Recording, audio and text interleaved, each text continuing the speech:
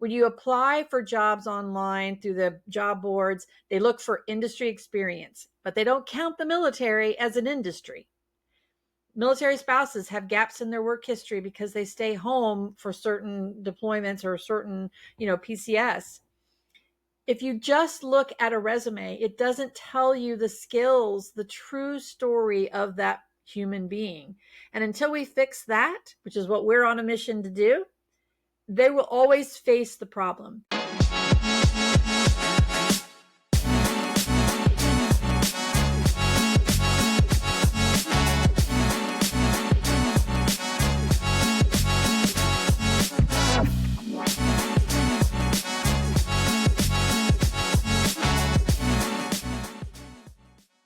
Hello, everybody, and welcome to NanaTalks podcast, which connects veterans and military spouses to funding. And today I'm super excited because my guest is Robyn Grable. She is Navy veteran and she's owner of Talent Ascend. Absolutely amazing and adorable human being, personality. I'm in love and I'm super excited. Welcome. Well, thank you so much. I'm super excited to be here and be able to share our story and just talk with you and help support Nana Fund. So I'm excited. Let's go. Thank you so much. We had the call before, like this official recording, right? And I really love the idea you shared with me regarding the dummy taxes you had to pay during basically the whole process, right? From the very beginning and like during the whole entrepreneurship journey. And I love that idea. So if you're good with that, let's get started from the very beginning. How you decided to change the stable career in HR, which many would consider secure, predictable, calm, into entrepreneurship and start your own company. What was that defining moment? There were a couple of them. I think I really think I was born to do this and get to do what I do, being an advocate for people and really help be a voice for people. But the ultimate kind of pivot that happened is I was working for corporate America. Like you said, I had a very nice job, 6-figure paycheck. I was working from home, just a lot of good things happening there.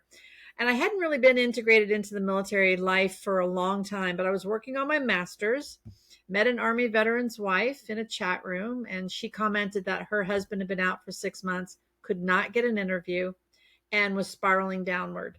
And she didn't know how to help him. And it really truly hit me like a ton of bricks that why is this still happening? It happened to me when I got out of the Navy. Why is it still happening? And so I knew then I needed to do something. Blessed with creativity, I said, what is the issue between getting veterans into great careers, getting veterans to an interview? It all centered around the dreaded resume and application process, which is so antiquated and outdated and just broken. So I took that and said, what can I do about it? And so we built what started then as Veterans Ascend has now evolved to Talents Ascend. But and it was truly a leap of faith. And it was something that I knew I wanted to do, but I didn't have the money to build a software program. So it took some time. So I left corporate America, took the leap, started doing some traditional sourcing and recruiting for companies until one day I met somebody that was a software developer, just happenstance. And really what happened is he found a check on the ground that I had written to someone.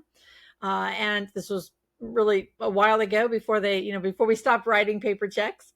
But he found it on the ground, called me and said, I have this. And I said, okay, what do you do? Let's catch up. He was a software developer. That led to me meeting a software developer, which was meant to be. And so that was the journey. I just sold a house. I had some money. It was just the timing was just perfect. And I took the leap of faith and I wouldn't go back now for anything. I love what I get to do every day. Oh my God, that sounds like, the true miracle story, like a movie story, right? It is. It really is. Check, the paper check. Right? It's just For real, And assuming he that knew me, and it happened to be somebody that knew me that found the check on the ground, right? What are the odds of that? that's the Hollywood scenario. It has to be, it has to be turned Right. into a movie because that's absolutely amazing. So I Yeah. was wondering, you mentioned that it all started from that idea that how that could happen. Has anything changed when we're talking about job market for the veterans? Unfortunately, it's getting better, but it's not it's still broken. It's still very, very broken. When I got out of the Navy, I was told my skills didn't translate, my skills didn't transfer. And besides that, I was a female. I could go get a job as an administrative assistant and start my career over. Fast forward those 13 years, 25 years, and meeting that Army veteran's wife, it had not changed at all. The true issue is the resume application process. That's what's broken. And until we fix that, veterans are always going to face this issue. Military spouses are always going to face the issue of being filtered out. When you apply for jobs online through the job boards, they look for industry experience, but they don't count the military as an industry. Military spouses have gaps in their work history because they stay home for certain deployments or certain, PCS. If you just look at a resume, it doesn't tell you the skills, the true story of that human being. And until we fix that, which is what we're on a mission to do, they will always face the problem. There's a lot of companies out there that will try to help veterans write the perfect resume. But if you ask 1,000 people, you're going to get 1,000 different ways to write a resume. And then they ultimately say, okay, you've got this perfect resume. Go out to the company's job board and apply for the job online. But Right. then the application tracking systems, they say industry experience, education, your previous title, your previous employer, all of those things will knock a veteran out. One, two, three. Military spouses as well. Then the other thing is veterans and military spouses are very honest people. Now, we're all human. We all have varying degrees of this, but for the most part, we're very honest people. When you look at a job description and they ask, have you done this task before? I will, with my integrity, say no. But if you ask me, do I have the skills required of this task? I can say yes. So if I have to say no, that I have not done that task before, I'm not even going to finish the application. I'm going to take myself out of that talent pool. So until we fix that, and again, Talent Ascend is on the mission to do that, the system is broken and it will always be a problem.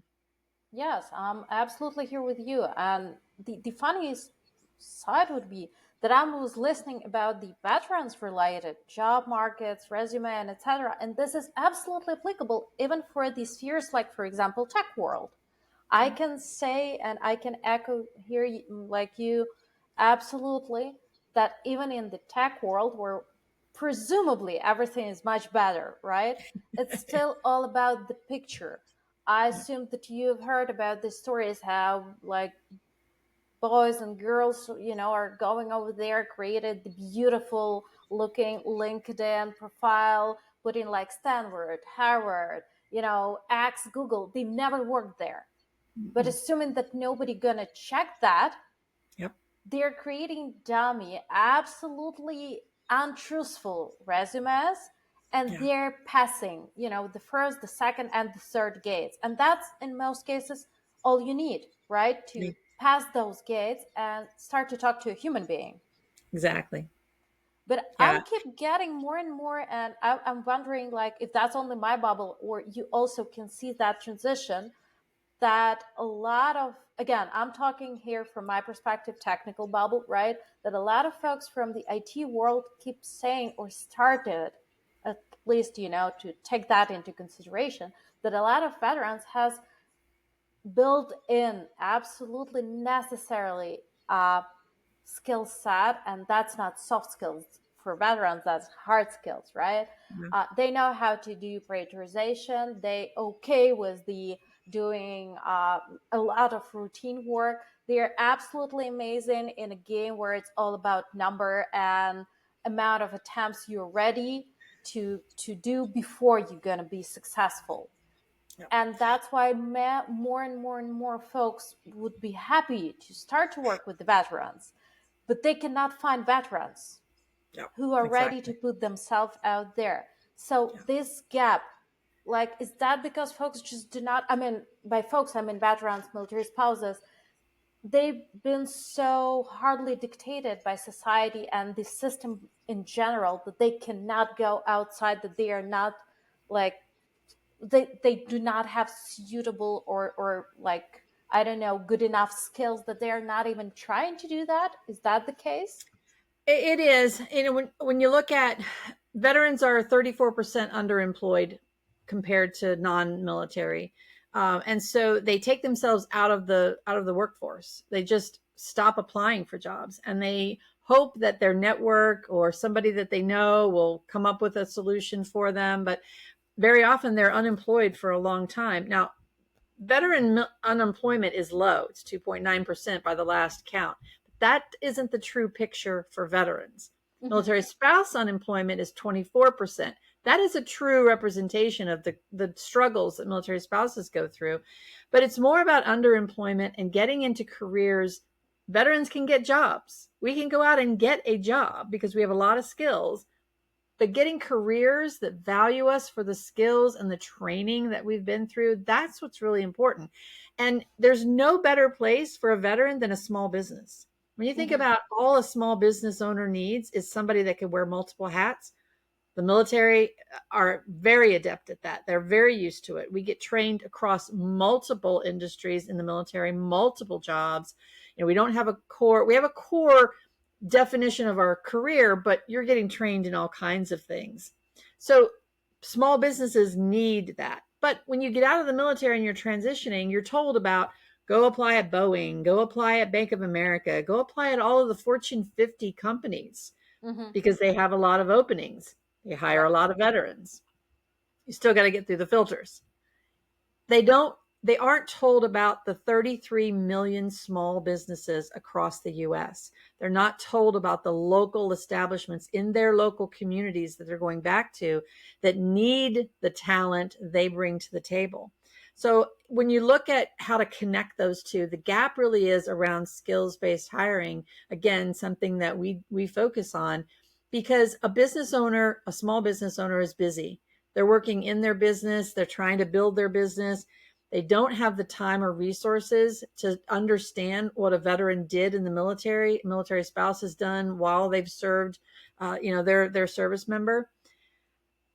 They need to understand in a universal language, and skills is that universal language. If you break down a job not into tasks but skills that your business needs, and not just for the one position that you may be hiring for today, but how does that position help you grow for the future? What skills are you going to need today, tomorrow, and next year? Look for those skills. But if they're not thinking of it in terms of skills, they're so busy, they'll just say, okay, I need somebody that's been a maintenance tech for 10 years because I need them to just come in and start getting the work done right away. But what happens is you don't know if that person that's been a maintenance tech on paper for 10 years actually has the skills your business needs, right? Absolutely. Yeah, And you that's find out huge too difference. late. Yes, exactly. But if you have that knowledge as a business owner and saying, these are the skills I need, now when you talk to someone, you can talk about, these are the skills I'm looking for. Talk to me about your experience utilizing those skills. It's a much different conversation. Now you can talk to a veteran, military spouse without the misunderstanding or the confusion about what they did in the military, what their title was. It doesn't matter. Do they have the skills you need for your business? Talk about that. Yeah, that's about changing the lenses, right? You just have to Exactly. think about from the different perspective. Yes, Yes. you're absolutely right. That's what matters the most, because on paper I can be, I don't know, the Pope of Rome, right? Exactly. Anybody, and in Yeah. most cases, most probably you will not be even able to, check that properly, Yeah. other than test me at work, and then I'm going to do some mistakes and you're going to pay down the taxes as the Exactly. business owner. But while you were talking about the 33 plus now, right, millions of small businesses Yeah. existing over there, I was looking for like statistic around the veteran owned small businesses and military spouse owned small businesses. And that's the only group of the people or small business owners where 80+% of folks assuming themselves as successful because they are ready to keep grinding. Yes. And that's, in my humble opinion, that's absolutely amazing skill. I've spent many years of my life trying to train that skill inside of myself. Keep doing what you're doing, keep grinding. Yep. That's all right. Just keep moving. Yes. So, yeah, I assume that there's might be yet another line for the veterans and military spouses to open their own business, not only necessarily start to work in the business. For Sure. example, right, you open your own business and now you're changing lives and you're helping and you're on a mission, and that's absolutely amazing. Getting back to that very beginning, to the check. So when you started, from what I understood, you completely bootstrapped your business, right? You were Yes. the only founder and funder of the business, Yes. and you were the solopreneur and woman. Um, how was that? Because I know how it is to be a solopreneur and a woman, but like, It was tough. It really was. I don't recommend it really. I honestly, although I would not go back now. I had the money, like I said, from the house that I'd sold. So I had a little bit to start with, but I also didn't do enough due diligence. One of the first dummy taxes I paid was just hiring the first software developer that I met and was introduced to without doing some, comparison on costs, and I was paying a pretty hefty per hour fee. So that money that I had set aside went quickly. Then I went to a big bank that I here in my local community, but a big bank, got approved for a loan. At the last minute, they pulled the rug. Somebody had made some sort of clerical error or whatever, and they pulled the rug on us, and I was devastated. And I was out of money. I had no idea what was going to happen then. And then I got one of the people that's in the Nana Fund is Lift Fund. I got introduced to Lift Fund and got approved. Still wasn't easy. And I still had to have a lot of collateral. I had to put up a lot of things to get that money. Part of the reason was I'm a software company. So it's a software as a service. So I don't have a brick and mortar that we can leverage. I don't have product, tangible in your yeah, hand product that I could leverage. So getting funding was absolutely excruciating. But I have to say, I'm very blessed in that every time we ran out of money, something came through, something helped us, and we're still here, 6 years old. So we're getting through it. But what I would say to people is, look at all of those things before if you've got a day job, you got a good paycheck coming in, and you're starting to think about starting a business. Look through all of those things first. Secure your funding. Make sure you've got some runway that's going to last you a period of time, and you know where the next capitalization is coming in before you take that leap, because it will be a struggle. And that's one of the things that make small business owners fail, is they can't get through that hurdle, to keep going. So that would be my advice. So people don't pay that dummy tax that I paid. Just kind of do that research and kind of have your ducks in a row a little bit better. Then I kind of flew by the seat of my pants, but it all worked yeah. out.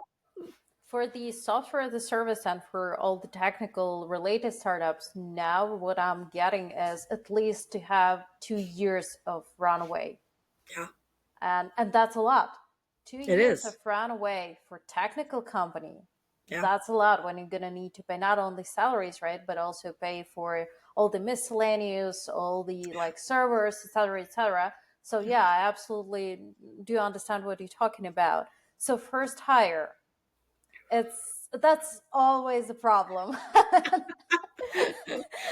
Co-founders and first hire, that's always okay, not always. I'm maybe over exaggerating over here, but Yeah. let's put it that way. 99.999999% of the cases, it's gonna be a weird show.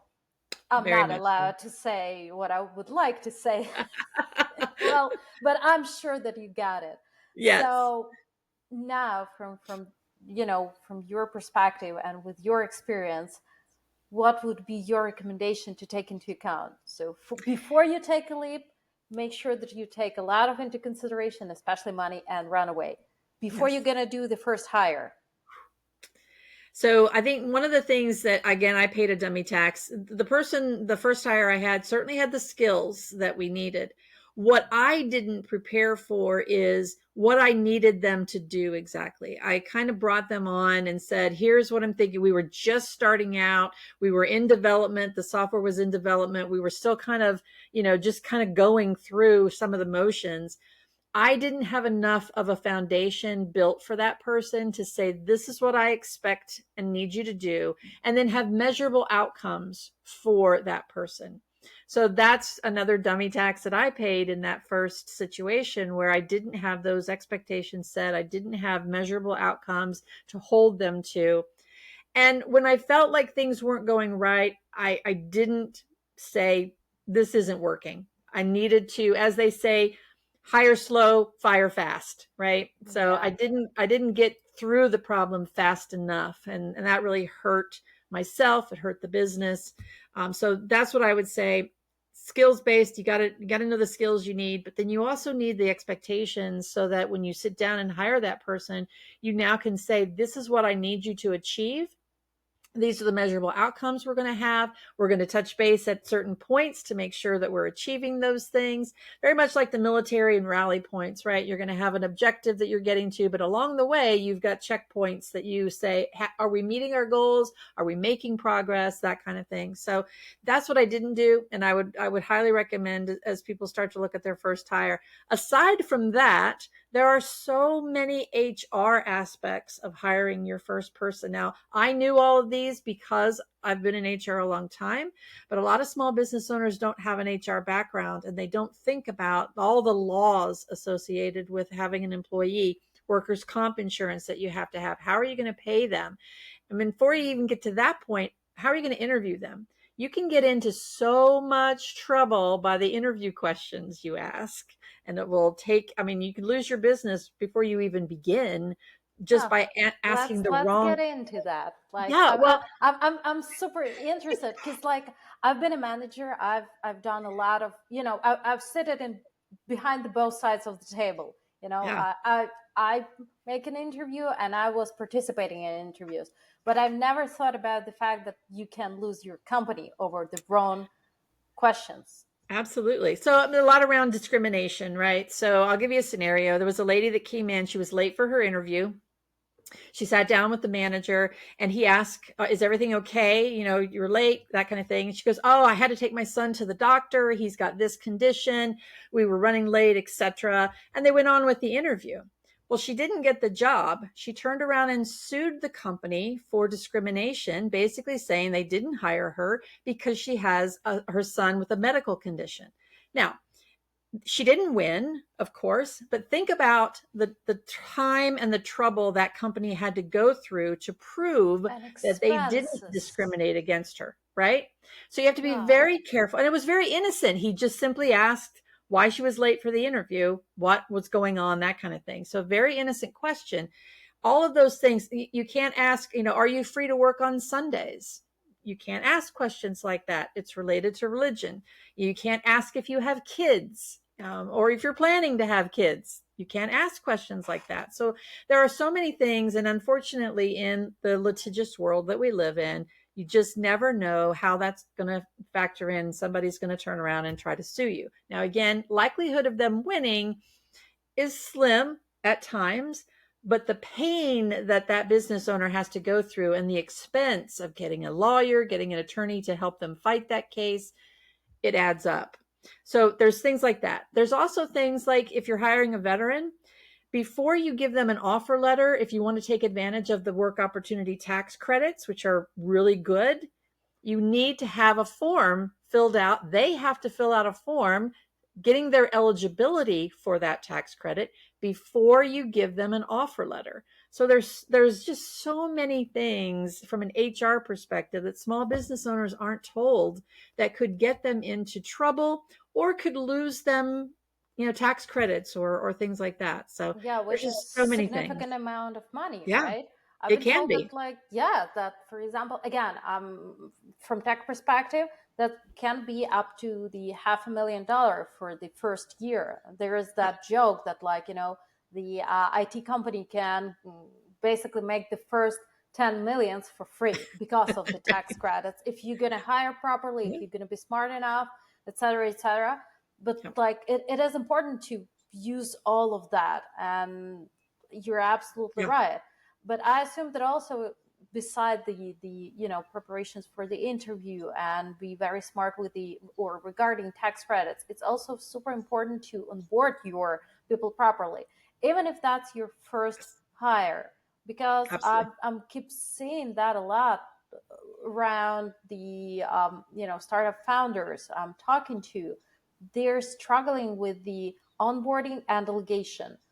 They Yeah. can hire the person, and even if they do have the backlog, right, the expected list of everything which should be done within the time with expected results, etc., etc., etc., they're still struggling to pass all these knowledges properly to Yeah. their new employees, and then provide the feedback, and then share the culture expectations, because in the company there is much more than just skills you're expected to show, right?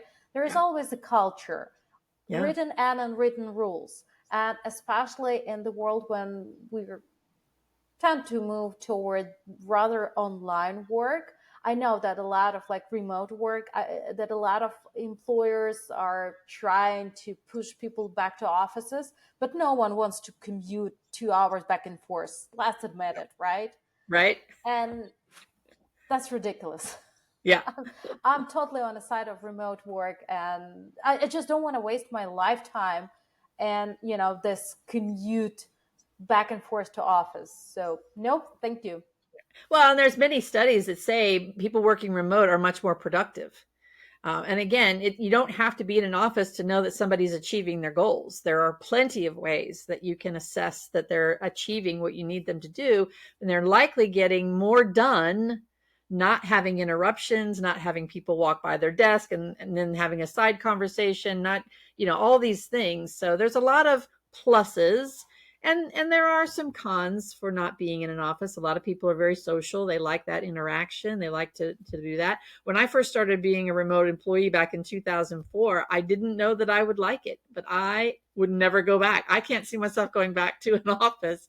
I just get so much more done while I'm here, in a remote setting. So Yeah, absolutely. And I assume that's why, the hybrid idea of the work also has been sure. imposed, right? To provide Yeah. the people who need to go to work spaces to talk to somebody. And let's admit, in most cases, it's not about like when people are saying that, oh, I wanted to go to office, except of the case if you have 3+ kids, it's not about to be more productive.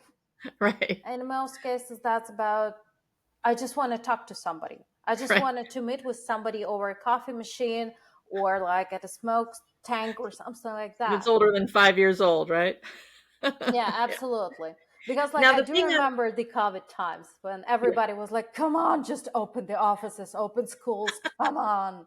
right? I yeah, I want one of that parents like, just do that. So Now, when talking about onboarding, one of the things that I would recommend is that business owners record just short videos of things about their company.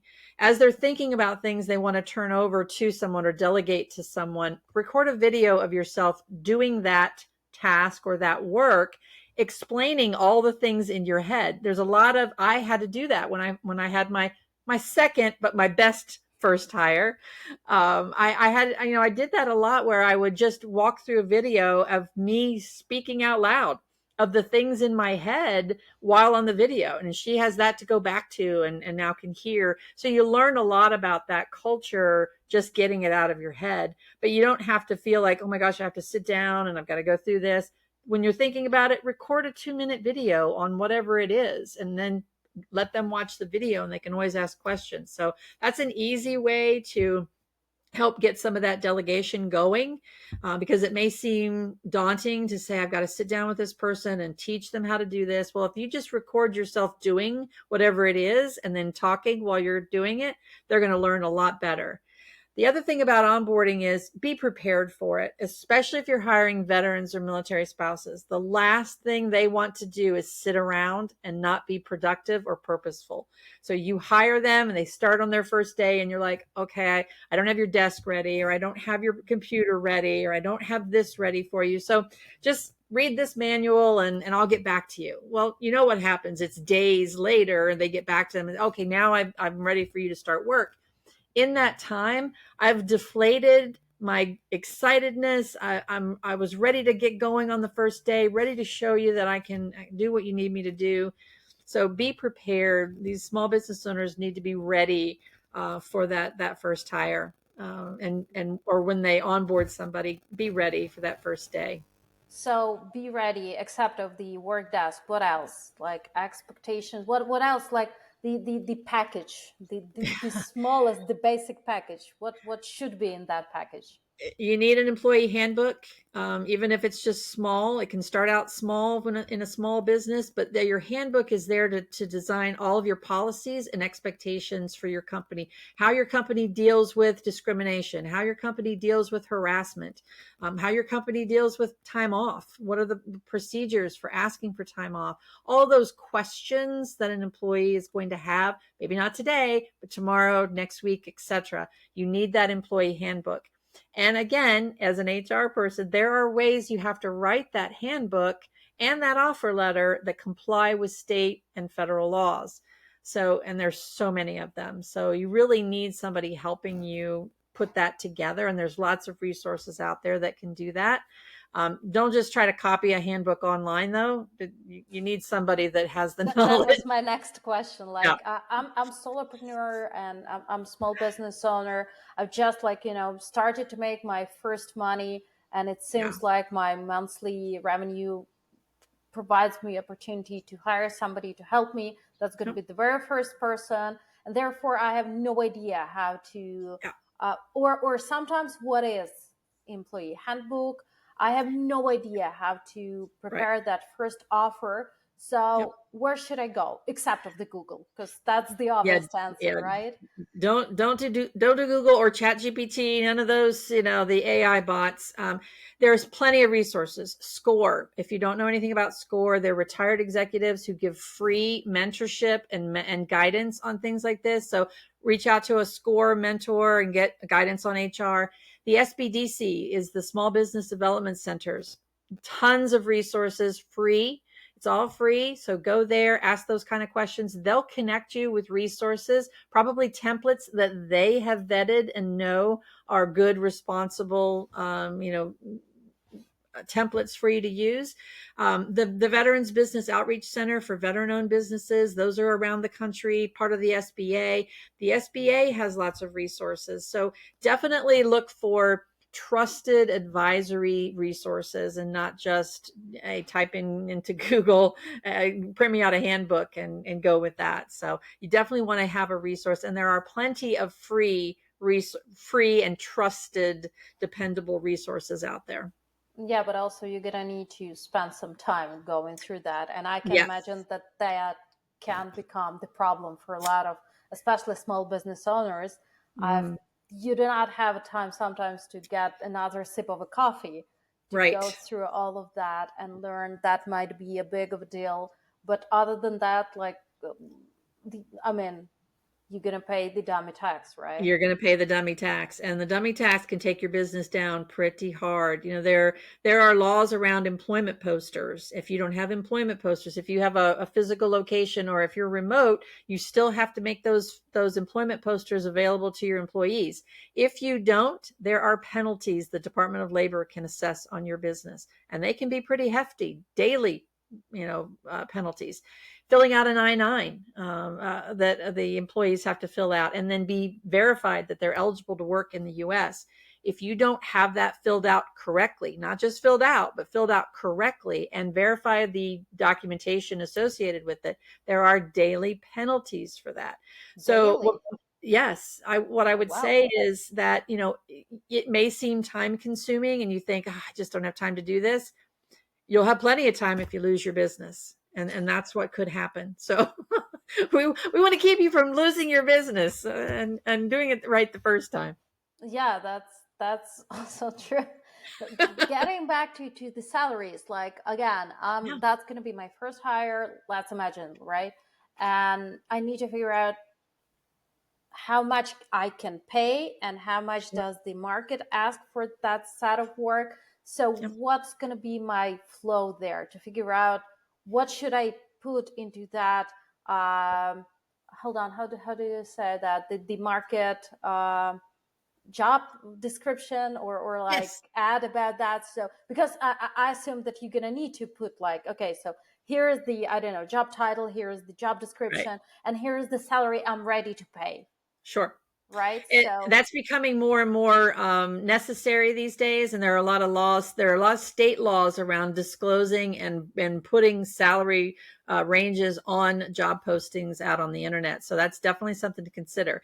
The first thing you want to do is really look at your budget and look at how much you can sustain, and not just for today, but 9 months from now. How much are you going to be able to pay someone, and what's your budget like? Because it may be that right now you can really only hire someone part time, and that's okay, right? You need to know that up front though. So you don't want to hire somebody full time with the expectation of getting paid full time, and then you make one payroll and you run out of money, right? So you definitely want to look at your budget and what you can forecast to be able to pay someone.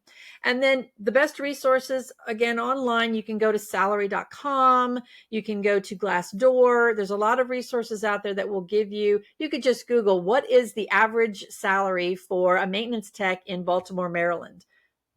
So many resources will tell you what the averages are, what the jobs are on Indeed that companies are paying, what they're offering. So it'll tell you the average salary is $36,503. So you can use those numbers to kind of play with what you're comfortable with. You also want to know what your culture and what your company is, how you value that employee. mhm. Because yeah, maybe you could get somebody that you can pay them 20,000, but they're really worth 40,000. So do you really want to undervalue that person because they'll ultimately leave? And now you've invested a bunch of time in them and a bunch of resources in them, and they leave because of pay. So you want to be fair and equitable, but you also obviously have to take your business into consideration and what you can afford. So again, if you can't afford a full-time person, there's always part-time opportunities. You could always hire someone to do a 90-day contract for you. If you've got a project you're working on, hire them just for 90 days. A lot of people in this economy, the gig economy, as they call it, they just want to do those gig assignments, short-term assignments, get in and get out. So there's opportunity for that. A lot more opportunities today than there were even 6 years ago when I Yeah. started, Veterans Ascend. So I think the key there is that you want to know what you can afford, and don't just say that, well, I've got to do this because it's the way I remember it done for me. There's so many more options out there now, but think outside of the box. You could get a virtual assistant. So, pay somebody, by the hour just to do a certain number of hours a week. You can do that. So, and there are upsides to contract workers versus employees. Employees, you have to pay taxes on. So not only do the employees pay their like state and federal tax, but the employer pays a federal and state tax on that employee. And it Yeah. can add up. So you got to factor that into, I want to pay somebody a $40,000 salary, but it's going to cost me about $44,000 a year to have that person because I have to pay the taxes. Now, you can hire them as a contractor, 1099 contractors. The employer doesn't pay those taxes on. The IRS does not like that. So there are laws around how you can bring in a 1099, how long they can work for you, what the parameters are, how you tell them to work. So again, it may sound great. Oh, I'll just hire a 1099 contractor. I don't have to pay the taxes on them. That'll save me some money. You Months have to later, the be IRS comes back and careful. says, no, that person should have been an employee all along. Now you owe back taxes and penalties. So again, Nice one. Look at me, winner, right? right. That's yeah. Well, okay.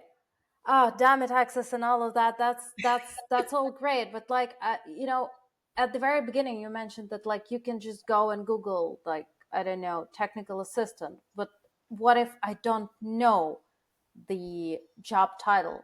I just need somebody who will come and do that amount of work. Sure. Again, when we were talking about small businesses, you were absolutely right when when we talked about transitioning from the like job description to skill set, Yeah. right? Same here. In most cases, you just need a miracle worker who will basically take out of your shoulder 20% of everything you're doing. And if Yes. it's like, especially solopreneur, you're doing everything, Everything. Yes. right? You're doing the job, you're doing marketing, you're doing sales, you're doing HR, you're doing financial side of a business, Yep. you're doing everything. And now you need somebody who will just jump on and take part of everything. So in that case, who should I look for? Miracle worker who will take 20% of everything. That's not Yes. a job title.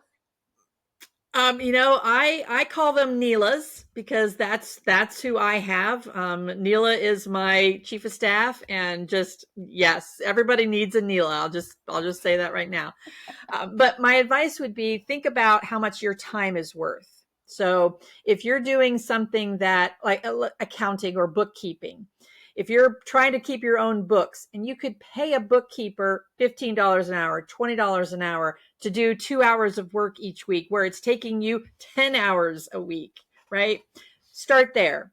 So start with little things that you can get off of your plate, because in that 10 hours that you were spending doing your books and you're only paying somebody else 2 hours because they're proficient at it, right? it's Right. not it's not your core competency, it's theirs. They could do things much, much faster. So you're only paying for 2 hours of their time, but you're saving 10 hours of your time. Now in that 10 hours, what else could you get done? Could you bring in more revenue? So then you can hire somebody for the next whatever it is. It'll take another 10 hours, give you another 10 hours on your plate. So again, you have to sit down and take the time to really think about the task you're doing and how you're doing your marketing, how you're doing your accounting, how you're doing anything else in your business, your sales. And is your time worth more than what you could pay someone to do the same job for less time? So that's really where the key is when you're thinking about what's that first hire. Yes, it's you get so overwhelmed. You're like, I just need somebody to take all this stuff off my plate and I could focus. Well, what Yeah. is all of that something? And break it down into, again, those categories of accounting, marketing, sales, etc. And then figure out how much time do you need somebody to do this particular task? Again, bookkeeping, they'll take 2 hours a week where you were taking 10 hours a week, and they're going to do it much more proficiently and effectively, right? So that's Yeah. where I would say start. Think about it in terms of what you can get off of your plate that doesn't cost more than your time is worth, right?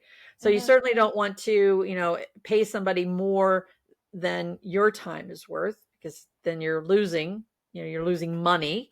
And both equations, it's the chicken and the egg. Your time is valuable, but your money is valuable, and you have very little of both. So Yeah, what's that's what's the true. greater need, right? But from this list, what would be your advice to give the first and the last one? So executive assistants and somebody to take. So when I did my first hire, Neela, when she came on board, my second best first hire, I'll call her. When I had her, the business for us, we had our client side and sales and relationships building with our members. And then we had our candidate side. So a very clear delineation of tasks that needed to get done and how the communication went out for those particular sides. So when I hired Neela, she took over all of the candidate side of the business, and I focused on our employer side and communicating with employers and sales and all of that. So for us, it was a lot easier to say, I need her to take over everything related to candidates. So whether that's talking to candidates, whether it's trying to find candidates, whether it's communicating with candidates, all she was responsible for all of that in the beginning. And then where we've evolved from there is how out of that, what does she need now help with, and what can we take off of her plate to the next person that we hire, or something else off of my plate. Mass communication, was something I was sending out emails to either prospects or our contacts. An administrative assistant can take that work on. So again, my time in not having to spend sending those emails, I could pay an executive assistant or a virtual assistant. There are plenty of there's a lot of military spouse virtual assistant companies out there where they hire military spouses around the world to do particular projects or those kind of tasks that they can get done in a second, where it would take us more time I to do. haven't So heard about it. That's so cool to have yeah, the virtual assistant, military spouse virtual assistant. I tend to yes, believe that they gonna be perfect because they perfect. know how to do Yes, everything. absolutely. I They're need the very resourceful. contacts. Yeah, I really need. If you can recommend, please do that. I'd be more than absolutely. happy to leave all the links and mentions underneath the video so everybody could use, this incredible power. I'm so sure that this is just super cool. Absolutely. So organized queue comes to mind. Freedom Makers is another one. So there's definitely more out there. Happy to get those resources for you and be able to give you those links. But yeah, so think about it in terms of, what you're trying to do. And for us, again, there was that clear delineation, but then it got further broken down into, okay, communication. So what can someone else take off of my plate? So as a small business owner, you really can think about those things and say, this is what I can delegate. But administrative things should be the easiest for someone to be the first thing off their plate. Whether it be emails, you can hire a virtual assistant to look at your email box every day and throw out the junk mail and put things into folders so that at the end of the day, you can look at here's, you got to sign this, you got to do this, you got to respond to this kind of thing. So that's one of the first, probably easiest things I would say, is to hire that virtual assistant, executive assistant that can take some of that administrative stuff off your plate. Yeah, but what about like the thing that you would be able or you're ready to delegate at the very last moment? Is there anything? So probably sales, as what I've learned, is probably one of the last things that you want to delegate. Mostly, and I'll say for two reasons. One, you know your business better than anybody. You built that baby and you know it better than anybody, right? And you are the face. I am the face of Talents Ascend. It's my story that started this. It's my passion. It's my mission that started this. No one can tell that story better than me. Not that they're not capable or they don't have the skills, but it's my story. I've lived it, right? And so being able to sell what we do and or what somebody else does, why you're passionate about it, that takes a lot to learn. And so I think sales is probably one of the last things. It's also one of the most critical things. Without sales, you No don't make any revenue. money, right? Yeah. And how do you trust someone to do that for you until you're at a point where you have some runway that gives you the flexibility to train someone, to get them up to speed? And there are fabulous salespeople out there that could probably sell ice to Eskimos, but if that's the right term. But that's one of the last things I think people should delegate and get off of the CEO's plate.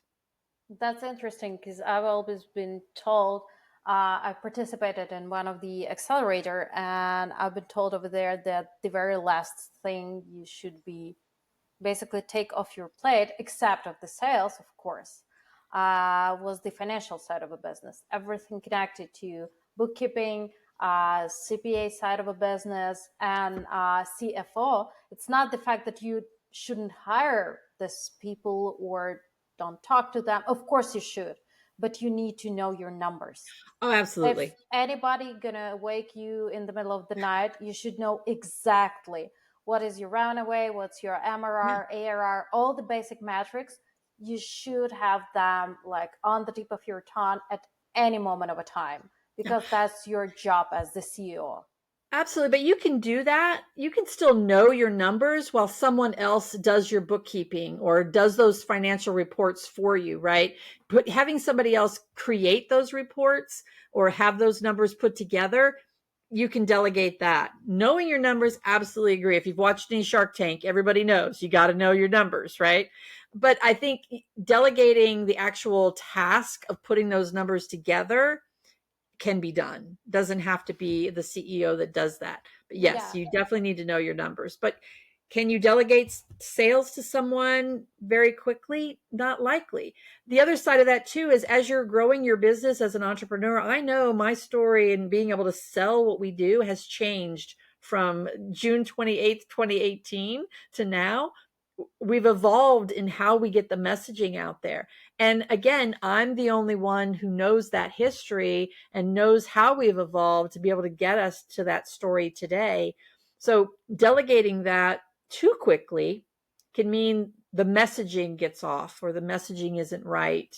So anyway, Yeah, my you're opinion. building a brand, and Yes. therefore you have to be very responsible and respectful Yes. to both yourself and to the company you're trying to build.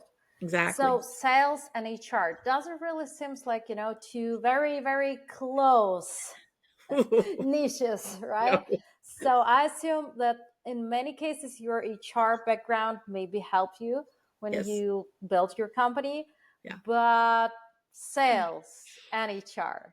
Oh, no. Sales is not my forte. I married a salesperson, and I've always said I don't like salespeople. Used car sales kind of thing. But I have evolved to learn that what I'm doing is building relationships. The selling is part of that, but it doesn't have to. I'm not a salesperson. I'm a relationship builder. I'm a storyteller. And in doing that, now I can sell what we do, but I don't have to label myself as a salesperson. And I think there's a mentality around that. When you say you're in sales, it's like, oh, I've just got to make the money. I've just got to get the deal. Right. I've got to close the deal. And that's in our business, at least. And I think in a lot of businesses, it's not about that. It's about building those relationships for people to trust. They always say people buy from people they trust. You can't trust someone until you build that relationship with them. And so yeah, very different for me. Along the way, I've struggled. We've tried to hire salespeople. Again, we've paid some dummy tax with that as well because we weren't ready. The story wasn't done. The story wasn't ready for me to turn it over to somebody. Um, and I just had to kind of bite the stick and say I'm going to be our salesperson until we're at a point where I have the runway to turn that over to somebody and teach them what our story is. And until then, I've thought about it in a different way, that I'm not a salesperson. I'm building relationships. I'm a storyteller, and it's my story to tell. So I think if you look at it differently, but yeah, totally different. My HR background in sales, yeah, Yeah, does that's not go together. absolutely. I know. That's one of the biggest struggle, I'd say, when we're talking with any startup founder from any industry, to know numbers and to turn into a salesperson. Yeah. It is so hard to build the product you're deeply in love with Yep.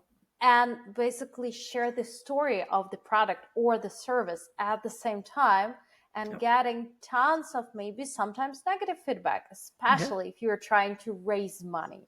Yes. By the way, you mentioned that you worked with the Lift Fund and they Mhm. provided you the loan, and that's amazing. I absolutely love Lift Fund. And when we are picking loans opportunities, which we are reflecting on Nana Fund, basically cherry picking, these folks who are Yeah. responsible, who are providing the best resources, not just, yeah, sure thing, 36% of interest rate Right. and daily paybacks, and you're gonna got it, Exactly. right? It's not gonna work. If Right. you're looking for money, you do not have any additional money to pay to get No. that money, right? That would No. be silly to assume so. Yes. So, have you also ever think about maybe to get some investments, maybe ventures investments or something like that? Have you, start that journey?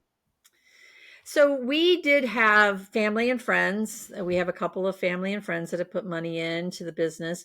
Where we struggled is that we didn't want somebody, typically in software, especially, or tech companies, investors want to see a 10x return very quickly, and they want to get in and get out and have a high return on that money.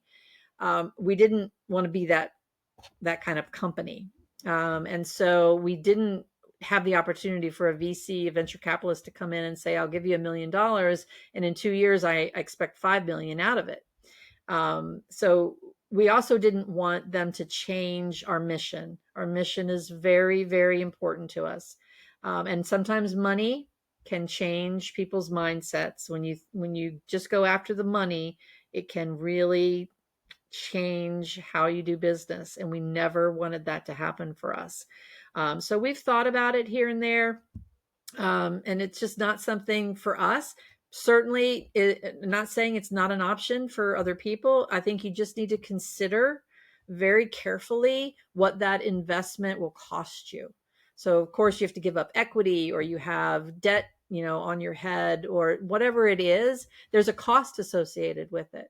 And you need to weigh out that cost and make sure that in the long run, you're going to be happy with whatever that cost is. You were talking about, taking on a loan at 36%, interest. There's a cost associated with that, and having to pay that daily, which, by the way, I paid that dummy tax too. So yeah, I highly do not recommend that at all. We'll never do that again, even in any kind of desperation. But I think you need to weigh out the cost of whether you're getting a bank loan, whether you're getting friends and family to give you money. I mean, I have, some of my family members that gave us money on day one, and they've gotten very little in terms of financial return yet. We're still working on it. So you have to weigh out what that, what those costs are in any scenario, and make sure that it's the right one for your business for the long term. Don't take it out of desperation, but think about it in the long term and what it really means for your business. Oh, yes. I've heard a lot of scary stories Oh, about founders who took yeah, the venture capitalist money. And I mean, you have your mission, right, as the yeah, founder, yeah. but the mission of the venture capitalist company at the end of the day is to make sure that Make their money. LPs, limited partners, who Yep, basically gave them the money from the first place, right, exactly, will get their returns. And that's the only goal. That's their mission, and they're exactly. gonna pursue that mission. Yep, And I've heard a lot of, again, scary stories about how the founders could do the exit for like 300 millions, which is quite a significant amount of money. yeah, But VC who was on the board of this company, because they've invested, right, they yeah, wasn't happy about the amount of money. They wanted to get more, so they forced founders to basically reject the offer. And in 2 years, because the competitor has launched their platform, these folks went from 300 millions offer to zero.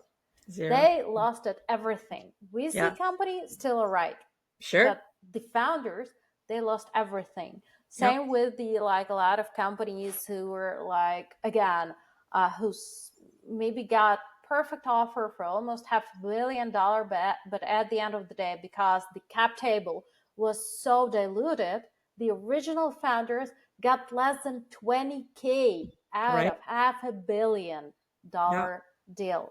So yeah, you have to be very careful, not only with the from whom you're taking money, because that's also can be very yeah, interesting situation to be yeah, to find yourself in, but also be very carefully about your cap table, be very careful about the terms and conditions of this exit deals, because Yes, if there is that like idea that the your investor gonna have the triple, like, over his like investments at the moment of a sale, and you have to wait before everybody, will take the basically the greatest pieces off your plate, and you're gonna find yourself just sitting with the plate.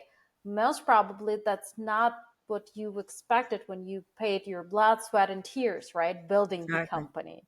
Or even worse, there's been scenarios where founders have actually been kicked out of a company by the board or the VCs that have come in because the VCs had more power to take over, and the founder is out. So you just don't want that to happen either. So very sad. Absolutely. Well, that's good that you are not like on that type of a journey. I'm super Nope. happy that you're still, you found your way to build the company. You're on an amazing mission. So next 5 years. We've got a lot of dreams. Again, we talked about the hiring process is broken. Skills-based hiring is really becoming something that people are thinking about. It's the best option for small businesses, and there are more small businesses out there than there are big businesses. So it really is the best model for a small business owner. There's so much research and studies now that, you get 52% more innovation, 5% more, 5 times more productive, 2 times stay longer if you hire for skills. So there's so much good that comes out of skills-based hiring. So we really want to see every small business using a skills-based process, whether they use our platform or not. We're just on a mission to educate small businesses as well. We do a lot of training around skills-based hiring. It's not scary, it's progress. So we just want to see every small business adopt a skills-based hiring, because it's also beneficial for underserved and untapped talent pools, veterans, military spouses, the disability community, the justice impacted community. There are 77 million Americans in the US that have some level of justice involvement that are not in the labor pool. And there's a That's a problem with lot. that.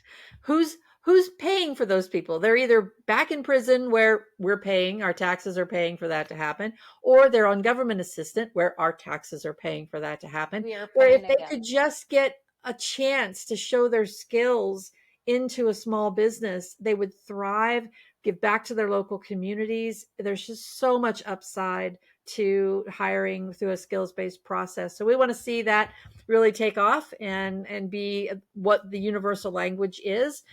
We also have big goals of fixing the unemployment system. Just really, when you think Hooray. about it, right? When you think about it, states are paying and companies are paying for people to sit and apply for jobs as proof that they're doing something to try to get off of unemployment. Well, if you used a skills-based process and a blind matching process like Talents Ascend uses, when they get matched to a job and they get an interview, if they refuse that interview, they lose their benefits. So there's so much more savings out there. There's so many things that we can do, and so much impact that we can have. We want to end underemployment for veterans. 34% underemployed. That's just wrong. 150,000 military families can't put food on the table. That Oh is my God. wrong. That That there's is just wrong. fundamentally something wrong with that in this country. And so, the suicide rate, homelessness, there's so much impact that a skills based process can have positively on small businesses, communities, our underserved talent. We want to be part of that and leading the way. That's incredible mission. Thank you so much, Robyn, for being with me today. Thank you so much for sharing all the wisdom. And I truly, truly wish you all the best. Thank you. I do like everything I can also to support that movement, because, Absolutely. well, essentially to be like successful entrepreneur, you need money and talents. Exactly. Nana Fund is over there to help with the funding and money, and Talent Ascend is over there to help with the talents. So Excellent. You got looks it. like a perfect combination and a perfect collaboration. Well, Yes. thank you so much. It was a great pleasure and honor. You. And have an amazing day, an amazing 5, 10, 50 years ahead of your Let's company. go. Thank you so much.